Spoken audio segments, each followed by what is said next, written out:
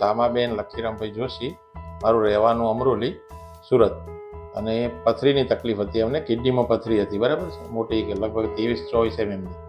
તો મને મારા જીવાણી સાહેબ છે, મારા ફેમિલી ડૉક્ટર, એમણે આ સાહેબનું નામ સજેસ્ટ કર્યું અને આ હોસ્પિટલમાં અમે આવ્યા એટલે અમને સાહેબે બધી વ્યવસ્થિત ચેકઅપ કર્યું, તપાસ કરીને કીધું કે ભાઈ પથરી છે અને પથરીનું ઓપરેશન કરવું પડશે. અને એ પણ ઓપરેશન ટાંકા વગરનું અને વ્યવસ્થિત, એમ કે આધુનિક ટેકનોલોજીથી કરી આપીશું, દર્દીને કોઈ તકલીફ નહીં પડે અને કોઈ ખબર પણ નહીં પડે, બરાબર.